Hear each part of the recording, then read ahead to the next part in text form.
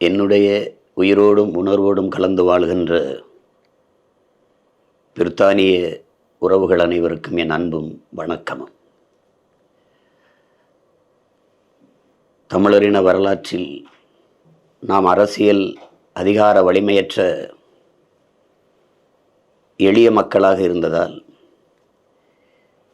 நம்மை அழித்து ஒழித்து நம் தாய் நிலத்தை கைப்பற்றி நம்மை நாடற்றவர்களாக்கியது சிங்கள இனவாத அரசும் ஆதிக்கமும். இந்த சூழலில் நாம் பல்வேறு நாடுகளில் இடம்பெயர்ந்து வாழ வேண்டிய நிலைக்கு தள்ளப்பட்டோம். எந்த நாட்டில் வாழ்கிறோமோ அந்த நாட்டின் இறையாண்மை, ஒற்றுமை, சட்டதிட்டங்களுக்கு கட்டுப்பட்டு வாழ வேண்டும் என்பது நம்முடைய தலைவர் நமக்கு கற்பித்தது. இதன் வழியாக இன்று பிரித்தானியாவில் நீண்ட காலமாக வாழ்ந்து கொண்டிருக்கிற என் இன உறவுகள் தமிழ் தேசிய மக்களுக்கு இன்னொரு தாயகமாக விளங்குகிற நாடாக அந்நாடு இருக்கிறது என்பதில் எந்த மாற்றமும் நமக்கில்லை, எந்த கருத்து வேறுபாடும் நமக்கில்லை. இப்போது இதுவரை இல்லாத ஒரு அரிய வாய்ப்பை பிரித்தானியா தமிழின மக்களுக்கு தந்திருக்கிறது. நம்முடைய பிள்ளைகள் முதன்முறையாக பிரித்தானியா நாடாளுமன்றத்தில் போட்டியிடுகிறார்கள்.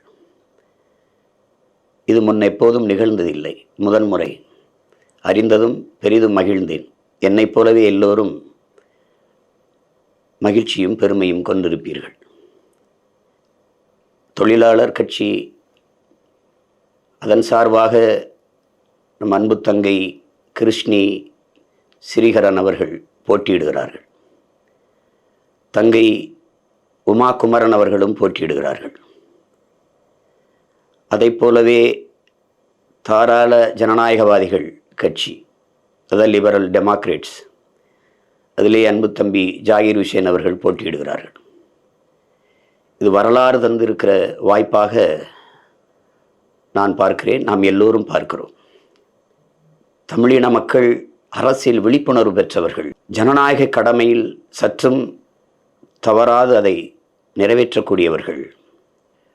பல்வேறு நிலப்பரப்புகளில் நாங்கள் பரவி வாழ்ந்தாலும் ஒரே உணர்வில் ஒரு தாய் பிள்ளைகள் என்கிற ஓர்மையில் நாங்கள் இணைந்து வாழக்கூடியவர்கள் என்பதை காட்டுவதற்கான ஒரு அரிய வாய்ப்பாக இதை நான் பார்க்கிறேன். தூர தேசங்களோ பிரதேச எல்லைகளோ எங்களை பிரித்து பிளக்க முடியாது என்பதை காட்டுவதற்கான ஒரு நல்ல வாய்ப்பு. நாம் அழித்து ஒழிக்கப்பட்ட ஒரு இனத்தின் மக்கள் நமக்கென்று ஆதரவு கரம் நீட்டவோ ஆதரவாக குரல் எழுப்பவோ யாருமற்ற நிலையில் தனித்து விடப்பட்ட ஒரு இனத்தின் மக்கள். நமக்கு நாமேதான், நமக்கென்று யாரும் இல்லை. இந்த சூழ்நிலையில்தான் இந்த வாய்ப்பு நமக்கு வந்திருக்கிறது.